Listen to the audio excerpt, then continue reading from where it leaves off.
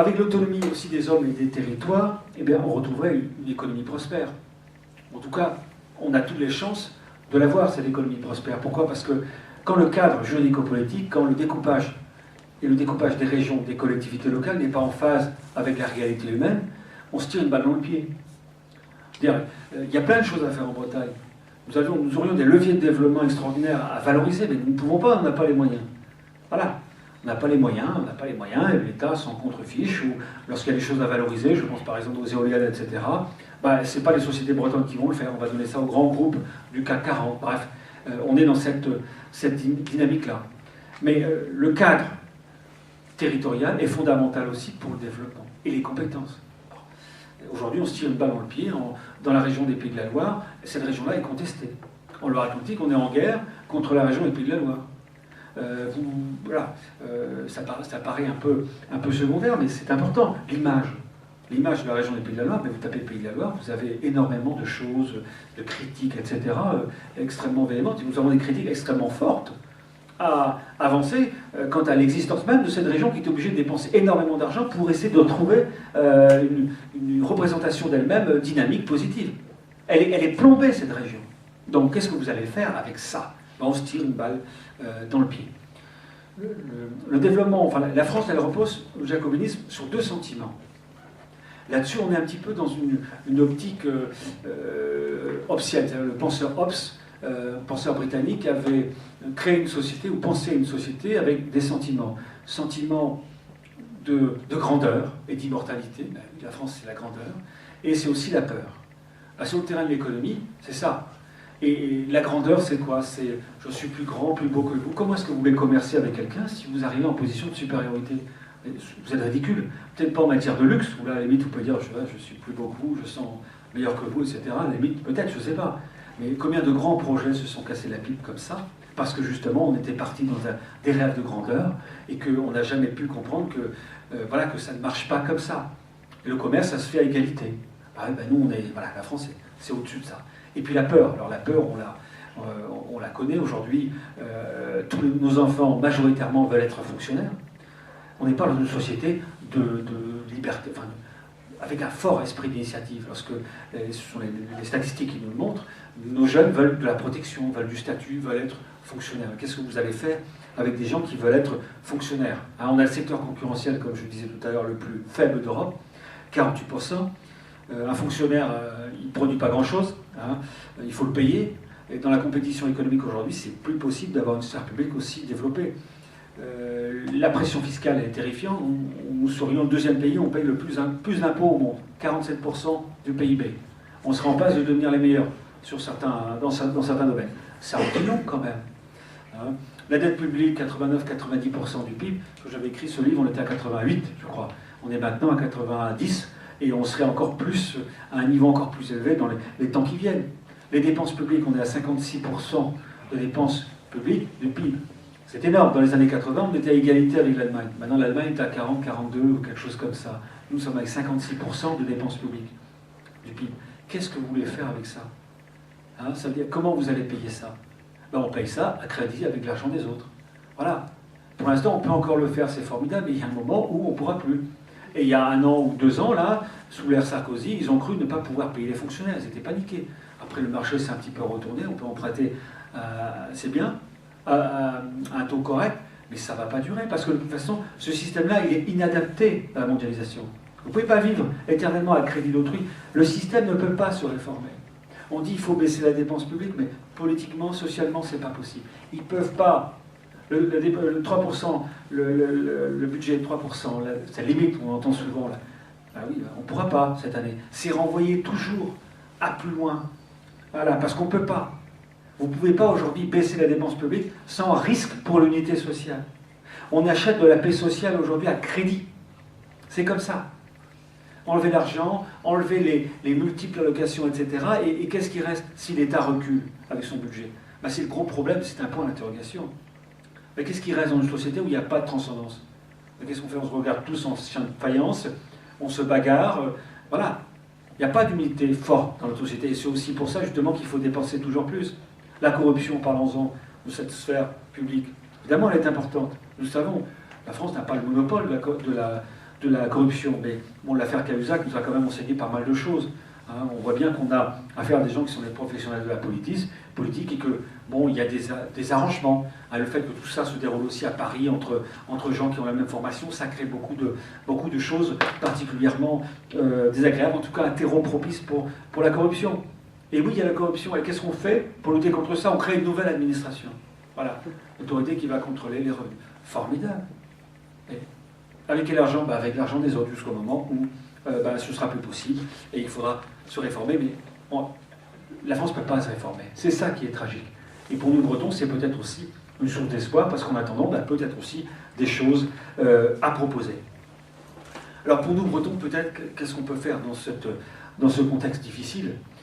Peut-être, je dirais, de se défaire un peu de ce besoin d'État. Je parlais de ce besoin d'État tout à l'heure, et de ce besoin de protection. Non, je pense qu'il faut prendre une bonne fois pour toutes la mesure que l'État est contre nous. Hein. L'État, viscéralement, contre nous pour des raisons juridiques. L'État est accaparé par une partie de la population, on va dire. L'État se recroqueville aujourd'hui sur la bourgeoisie parisienne. On va dire les choses sur les intérêts, en tout cas, de la bourgeoisie parisienne, et que la seule façon de s'en sortir, c'est pas d'aspirer à devenir fonctionnaire, mais peut-être d'essayer de créer des choses en dehors.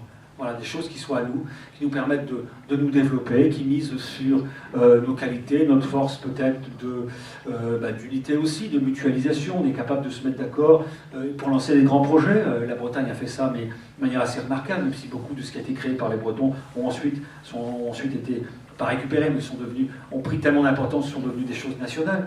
Mais il y a tellement de grands projets qui sont sortis comme ça de la Bretagne que c'est vers là qu'il faut aller, véritablement. Donc, il faut de l'inventivité, il faut du courage, il faut du dynamisme, peut-être des qualités qui manquent ou qui font défaut peut-être à tous ceux qui n'aspirent qu'à la protection de l'État. En tout cas, je pense que c'est la seule chose, la seule manière qui nous permettra de nous en sortir, parce que ce n'est pas l'État qui va nous aider. L'État, il a ses difficultés à lui, et il s'en fout complètement, je crois, de notre développement, de nos intérêts fondamentaux. Il faut lutter pour nos droits. Lutter pour nos droits sans relâche. Nous sommes titulaires de droits. Nous ne sommes pas du patrimoine. Le patrimoine, c'est un artifice qui a été, pas dire inventé, mais qui est venu comme ça spontanément pour justement, quelque part, s'opposer à nos demandes de droits. Les droits fondamentaux s'opposent au patrimoine. La notion d'altérité renvoie à la notion de droit. Hein. C'est parce que nous sommes autres, nous avons une autre culture, que nous avons des droits. Des droits culturels, le droit d'être reconnu, le droit de pouvoir parler notre langue, pouvoir l'enseigner à nos enfants. Voilà. Là-dessus, il faut être le droit d'être breton en Loire-Atlantique. Voilà. Il faut être intraitable sur cette question-là, le rappeler sans relâche à l'État qui conteste ces droits, qui ne les respecte pas, hein, en dénonçant tous les artifices, etc. Se défier du patrimoine, parce que le patrimoine, on appartient à quelqu'un. Aujourd'hui, la langue bretonne appartient à la France. C'est la Constitution qui nous le dit. Alors, il y a une reconnaissance constitutionnelle de la langue bretonne, c'est très bien, mais en même temps, nous appartenons à la France. Bref, la France qui a jusqu'à présent tout fait pour la faire disparaître. C'est quand même assez ahurissant et qui ne souhaite pas d'ailleurs l'avoir préservée. Il faut être clair là-dessus. Il n'y a pas d'argent à consacrer à ça. Il y a beaucoup de choses beaucoup plus importantes à faire avec l'argent en France, même s'il y en a quand même un peu pour certaines choses. Bon. Donc, la notion de patrimoine, il ne faut pas tomber dans le panneau. Alors, ne perdons pas trop de temps avec l'histoire du Fesneau, c'est très très bien. Ça donne une forme de reconnaissance, on est content, mais ça ne débouche pas sur les droits là. Voilà. Lutter pour nos droits, lutter aussi quelque part pour retrouver une sphère politique, publique qui soit ouverte à nous. C'est-à-dire soit pour la faire bouger, voilà, pour exister dans cette sphère publique, ou retrouver des élus capables de taper du poing sur la table pour défendre nos droits. On n'est pas là aujourd'hui, parce que nos élus, pour l'instant, ils se taisent, ou ils sont ministres. Mais la Bretagne, c'est ce qui leur permet d'être élus, d'avoir un fief, mais lorsqu'il y a des décisions à prendre pour la Bretagne, on n'est pas là. Et parlant de Le Drian tout à l'heure, je disais qu'il n'avait strictement rien dit par rapport au Grand Paris, c'est tueur qu'il aurait dû hurler. Bon, en 2010, le président Maréchal, président du Conseil général de Loire-Atlantique, lui a demandé, créons une session conjointe, Conseil général de Loire-Atlantique, B4, Bretagne 4 départements, pour, justement, donner un signe politique clair et pondre un texte, une demande très forte de réunification. Monsieur Le Drian dit « Ah ben non, c'est pas légal. » Voilà. Attendez, c'est pas légal. Excusez-moi. c'est un acte politique fort, majeur complètement, il n'a pas le courage de le faire. Voilà. Donc à ce moment-là, M. Le Drian a choisi Paris et a déserté la Bretagne. Maintenant, M. Le Drian est ministre. C'est bien, mais ce n'est pas avec des élus comme ça qu'on va faire avancer notre cause et défendre nos intérêts fondamentaux. La société civile a un rôle, je crois, important à jouer dans cette prise de conscience-là, parce que la société civile, elle peut quand même pousser, elle a des leviers, à elle de pousser le politique. Pour ça, il faut qu'elle s'unisse. Il faut trouver une voie aujourd'hui pour la Bretagne, parler d'une voie unique. Alors, il n'y a pas longtemps, on a signé, certains mouvements bretons ont signé la plateforme à Carhaix. C'est très très bien, il y a des ferments, hein, c'est important, des demandes très très claires, notamment la demande de statut particulier. On sait aussi que la mouvance bretonne, de l'économie bretonne qui se reconnaît dans la Bretagne, a soutenu, d'ailleurs de manière très très claire, la langue bretonne, dans un appel à la ratification de la charte des langues minoritaires il n'y a pas longtemps. Donc il y a des choses à faire. Donc, je pense que la société civile bretonne doit retrouver une voie commune pour pouvoir pousser la sphère publique et le politique. Sinon, c'est le politique qui nous dicte sa loi. Et aujourd'hui, en Bretagne, ben, c'est le pouvoir politique qui dicte sa loi à la société civile bretonne. Qu'est-ce qui s'est passé depuis quelque temps? Ben, c'est le pouvoir socialiste qui a réussi à démantibuler petit à petit toutes les grandes structures bretonnes qui étaient nées de la charte culturelle de 1977. Je pense au Conseil culturel qui est devenu une chambre interne à la région Bretagne. Ben oui, je pense à l'Institut culturel qui n'a plus de moyens, je pense à l'Office de la langue qui est association et qui maintenant fait partie de la sphère publique, mais elle est englobée, hein, digérée. Pour l'instant, il y a une forte personnalité qui s'en occupe, mais bon, quand vous êtes dans la sphère politique aussi, comme ça, dans la sphère publique, puisque l'Office de la langue est un établissement public, bon, comment est-ce que vous voulez parler breton au sein d'un établissement public, puisque c'est la règle constitutionnelle d'unicité du peuple français qui doit s'imposer. Résultat, le breton aussi, la langue bretonne, recule au sein.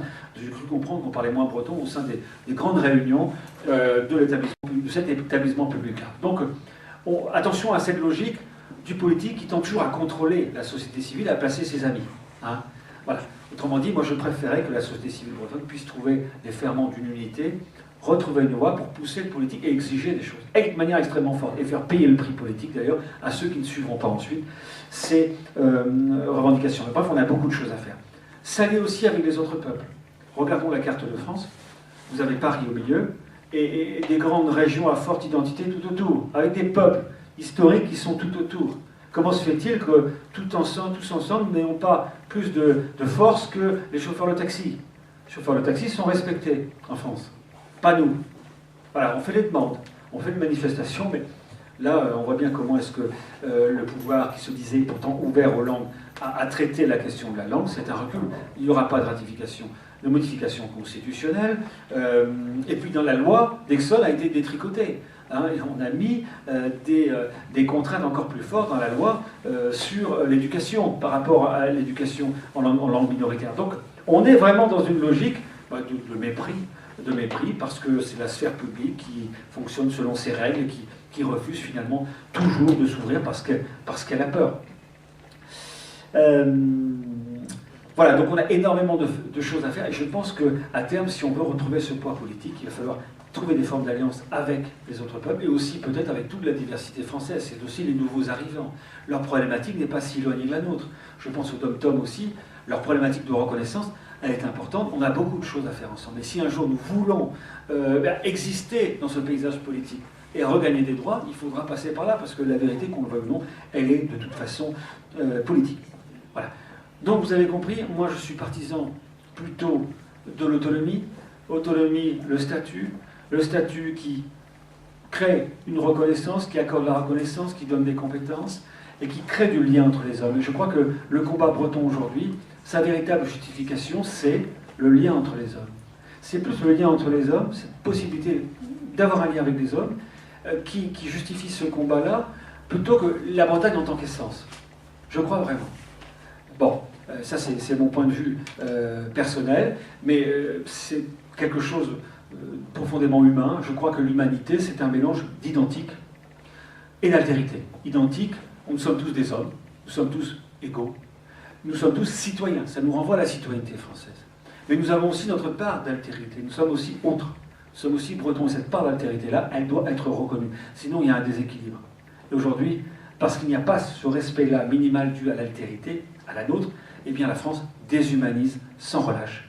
C'est une machine qui déshumanise, qui réduit l'autre à soi et qui est toujours mue par une pulsion de grandeur, de conquête. Voilà, c'est toujours une espèce de chancre qui va toujours plus vers les autres pour essayer de les subjuguer. C'est comme ça que ça fonctionne et ça ne crée que du mal-être. Voilà. Et ça ne crée pas l'unité.